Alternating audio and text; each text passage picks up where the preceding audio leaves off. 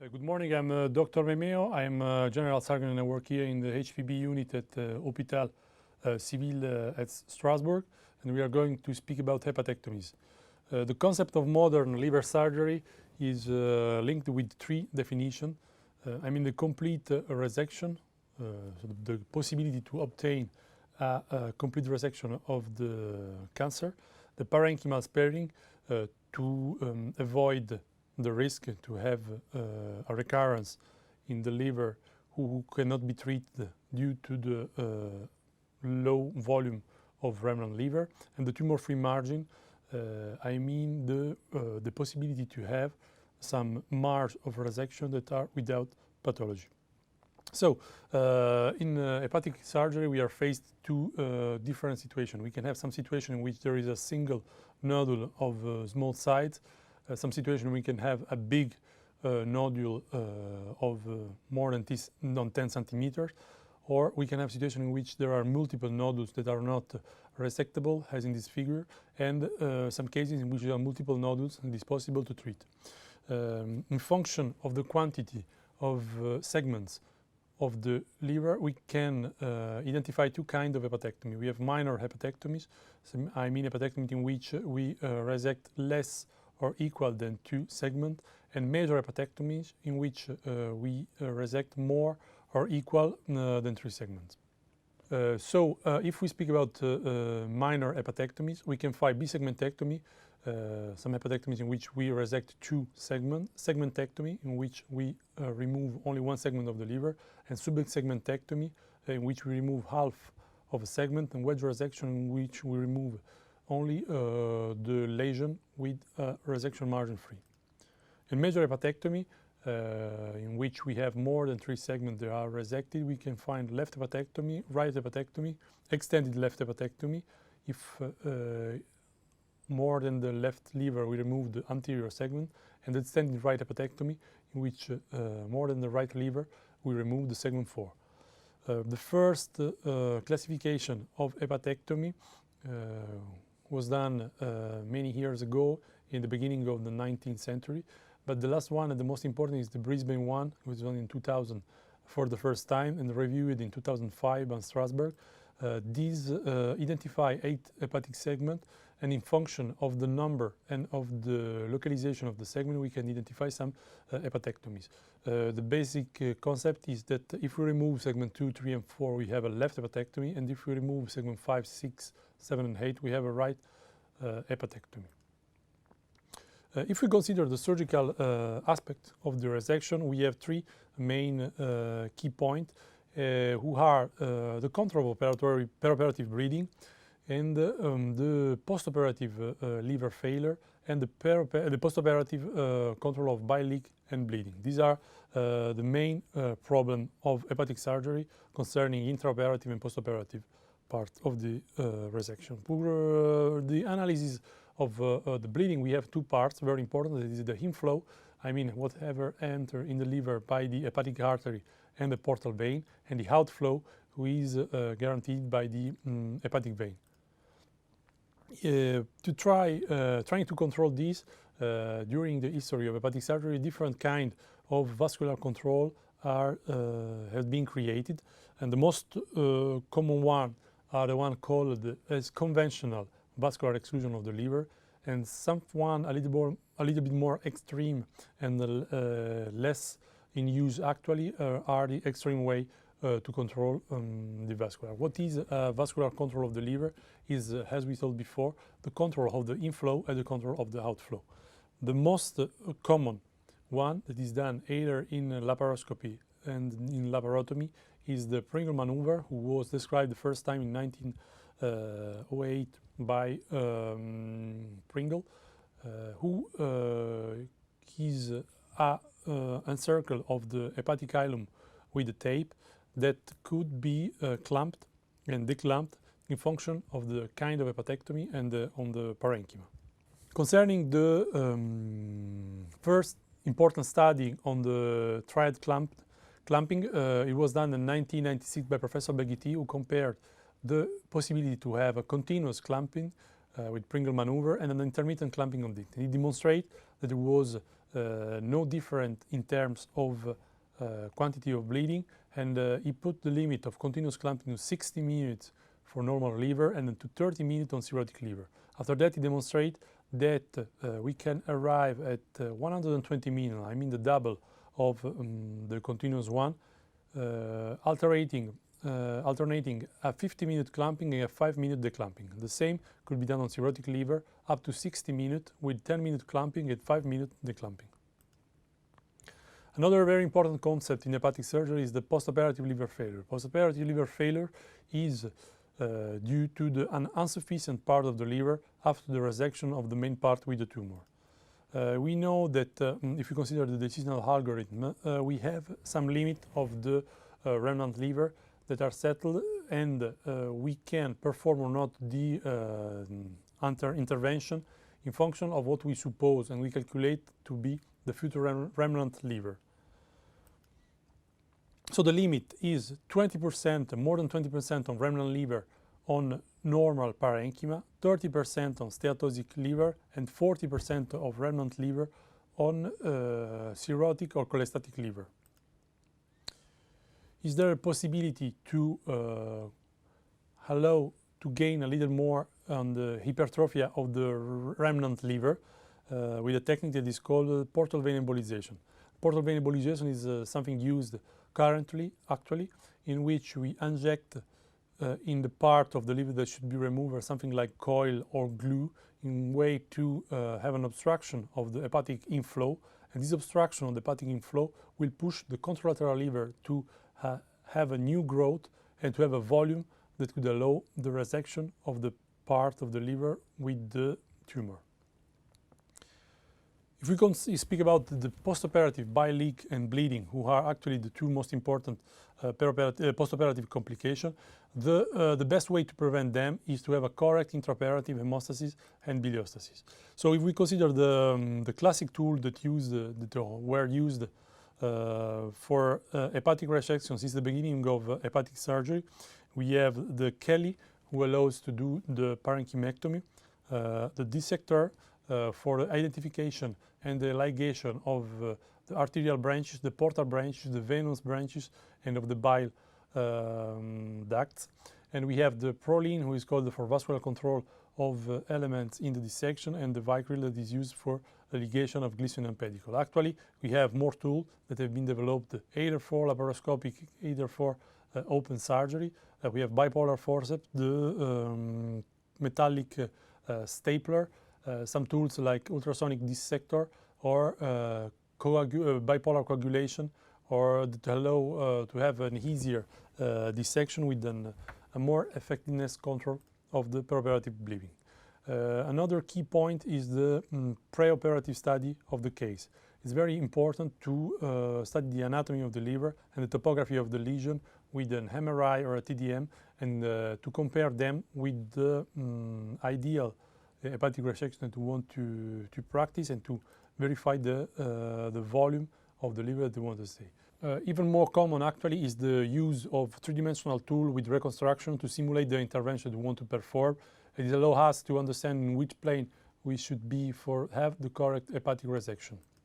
So in the preoperative study, it's very important to understand and study the anatomy of the liver, of the artery in the liver, the portal vein, the hepatic vein, and the biliary tree. Each one of these elements could have an aberrant structure of something that could be very important to know before the hepatectomy, to avoid to have some unexpected complication during the hepatectomy.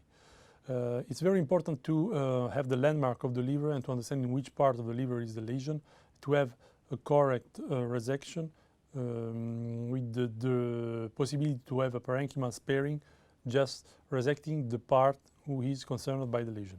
Another key point is the elaboration of an operative strategy before the intervention that can be changed or adapted during the operation, but it's mandatory to have an idea of how to manage every kind of variation. So for the preoperative study, it's very important the use of ultrasound. Ultrasound now possible to be used also in laparoscopy due to the development of laparoscopic probe, or in a classical open approach. As we see in this video, On the left side, we identify the 3 hepatic veins with the middle and the left hepatic vein in this part and the right hepatic vein in the lower part. The portal bifurcation of anterior as posterior portal branch, the left portal branch. These represent the deep landmark that is very important during the operation. And another key is the postoperative ultrasound with the discovery of the lesion and his relation with the vascular structure and bile structure. If we want to analyze the role of laparoscopic liver surgery in the modern era of hepatic surgery, we have to have reference to the 2 most important consensus conferences that have been done on this subject, that were the one in Louisville in 2008 and the one done this year in Morioka, who settled the basis and the perspective of this kind of surgery. So in first conference that was done in 2008, they consider as laparoscopic liver resection based the one on solitary liver lesion of 5 centimeters or less located in the peripheral liver segment, in which in the segment that are called the laparoscopic segment, I mean the 2, 3, 4, 5 and 6 that are more accessible in laparoscopy. And they settled that the standard of care for laparoscopy was the left lateral sectionectomy. In the second one, and the one done this year, they consider the left lateral lobectomy the ideal hepatectomy to perform in laparoscopy. They push a little bit the limit, and considering right hepatectomy and left hepatectomy as possible, even if the risk and the situation should be evaluated case by case. So if we consider which is the gold standard for laparoscopic liver resection, we spoke about left lateral lobectomy. And for the surgical technique, it's very important to consider landmarks in this operation. Surface landmark are the round ligament, who is very important. We define the limit between the left lobe, lobe and the right lobe. And in deep landmark, we have the left hepatic vein, the pedicle of the segment 2 and the pedicle of segment 3.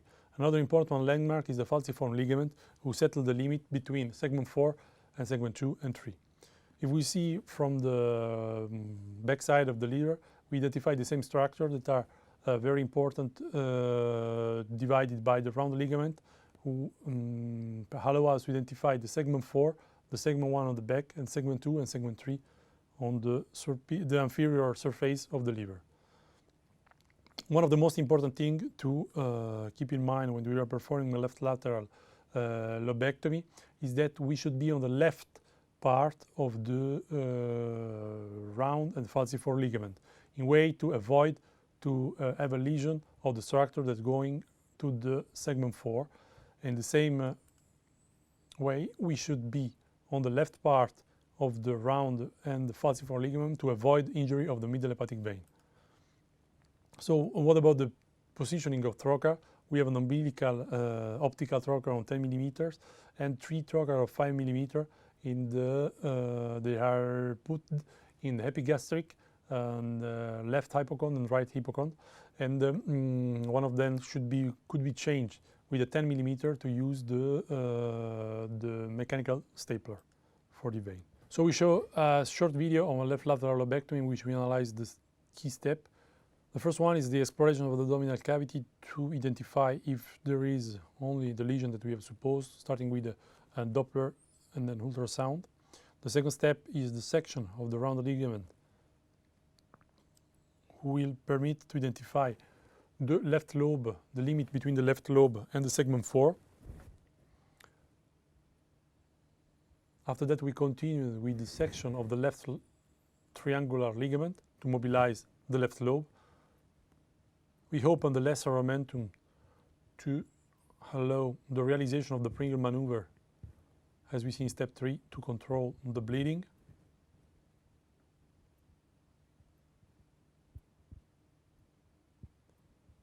We continue to cut the parenchyma between segment 4 and segment 3 in way to identify in the upper part the round ligament, who give us the limit of the resection. We continue with the defining the limit of transection on the left part of the falciform and round ligament. We continue identifying in the parenchyma all the Glisonian pedicle. We declamp after 15 minutes and we reclamp after 5 minutes of pause. We continue with this ultrasonic dissector to search for the vascular element of segment 2 and segment 3 that we will see here, and we will try to encircle them with the dissector. Once that they have been identified, we proceed with the section with the mechanical stapler of segment 2 and segment 3 pedicle. At the end, in the upper left part of the parenchymotomy, we identify the hepatic vein and we cut them, paying attention to the vena cava in way to detach the left lobe.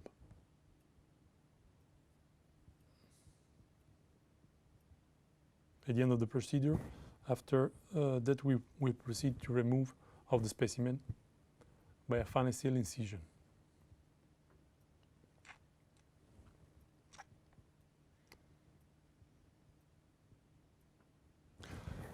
So about the management of postoperative complication, we have seen that we have about 4 to 12% of postoperative hemorrhage, 4 to 17% of bile leakage, 5 to 10% of deep collection, and 1 to 32% of liver failure and ascites in function of the quality of the liver.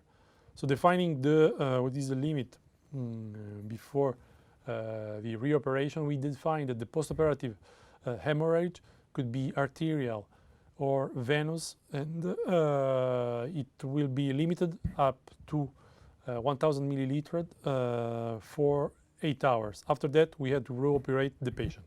But if we are in the limit of that, we can have some solution that could goes from the transfusion up to the radiological embolization of the source of the bleeding. In these images, we see on the left part bigly there are an arterial bleeding, and so we have catheterized the hepatic artery and we have embolized with some coils, and in this way we have treated the bleeding without the necessity of reoperate the patient.